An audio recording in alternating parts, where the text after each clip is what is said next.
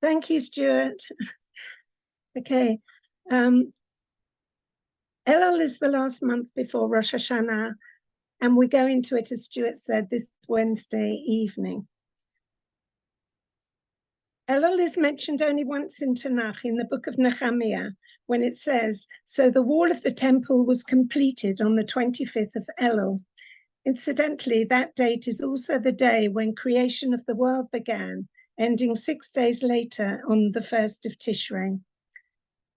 Our Sedra this week is Reeh, and it's always read before the month of Elul when we mentally begin to prepare for Rosh Hashanah and Yom Kippur. So how does Reeh prepare us for this? There is something unusual at the beginning of the Sedra, a discrepancy. It begins, Reeh anochi noten lifnechem hayom bracha ulklala. See, I present before you a blessing and a curse. Reeh means see, and it's in the singular, while lifnechem means before you, which is in the plural. All the commentators ask why there is a change in mid-sentence. Well, as an example, when we see someone in trouble, we instinctively want to help. Why? Either because we know them or maybe even love them or like them, but we can't ignore them whether we know them or not. It goes against our nature not to be moved to act. But what if we don't see? How hard do we look? Should we be looking? When an opportunity of a true act of kindness arises, do we keep it for ourselves or do we share it? So maybe the message in this first verse, coupled with the timing of the month of Elul, is one of taking responsibility for ourselves and for others simultaneously. Kol Yisrael arevim zeh lezeh. All the nation of Israel look out for one another. Strong and lasting relationships can't... Sorry. I can't speak now. I'll phone you later. Bye. Sorry, everybody. Strong and lasting relationships can't be taken for granted, and their beauty is often in building up. Man's relationship with God is no different.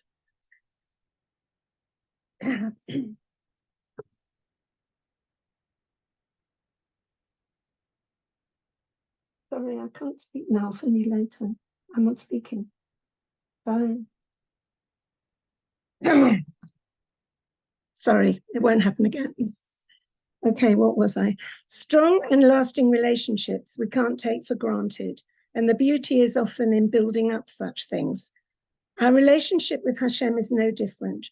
Reeh gives us a lot of good advice about building it up and introduces us as to how we can continue this during the month of Elul. The Sedra tells us to keep the commandments without adding or subtracting to them.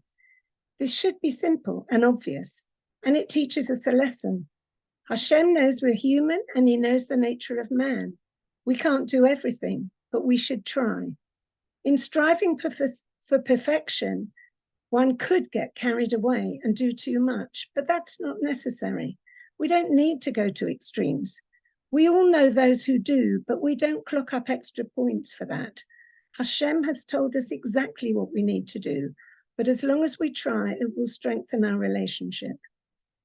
Everyone knows the famous acronym from Shir HaShirim, the Song of Songs, whose beautiful words, Ani ledodi v'dodi li, I am for my beloved and my beloved is for me. The phrase symbolizes the partnership between us and Hashem. And notice that Ani ledodi, I for my beloved, comes first. That shows that God doesn't stop loving us. The relationship is like an unconditional marriage. So to show him our commitment, we have to make the first move for the next part, which is v'dodi li, to take effect. That's between us and Hashem and between us and ourselves. The first letters of the words Ani ledodi v'dodi li spell out the name Elul, as we all know. And Elul is therefore the opportunity to build on that relationship, increase our mitzvot observance, and to seek forgiveness for our wrongs. The emphasis being on reflection and teshuvah, returning to Hashem. We also look forward to the next year. All four of those words end with the letter Yud, which has the numerical value of 10. And that reminds us of the 40 days from the 1st of Elul until Yom Kippur. On Rosh Chodesh Elul, Moshe went up Mount Sinai for the 3rd time and came back on Yom Kippur with a new set of tablets and Hashem's forgiveness for the people. There are no Torah obligations or laws regarding Elul, no festivals or memorials, so we can concentrate fully on reflection and preparation. The practices and customs for the month of Elul are the ones that have been repeated for generations. We blow the shofar every day during the weekday Shacharit, from Rosh Chodesh Elul until Erev Rosh Hashanah. And that's an invitation for us to wake up. It's seen as a spiritual alarm clock, an opportunity to awaken our souls and inspire deeper connection with Hashem. The soul-stirring blasts inspire us to come closer to God as we read, "Shall a trumpet be blown in the city and the people be not afraid?" During this time, we also say Psalm 27 at Shacharit and Mariv until Hoshana Rabbah, the end of Sukkot. The Kabbalist Rabbi Binyamin Cohen wrote in 1706 that one who recites this psalm in a state of holiness and purity and concentration will have his prayers answered, and that it has the power to nullify divine decrees. Another custom of Elul is reciting Slichot. The highlight of these is the recitation of the 13 attributes of mercy, the formula that Hashem gave Moshe for securing forgiveness. Sephardim say Slichot every day of Elul, while Ashkenazim start on the Saturday night before Rosh Hashanah. Another custom at this time of year is to have mezuzot and tefillin checked, should they be due for a check, to make sure they have no defects. And another is to visit graves of departed loved ones.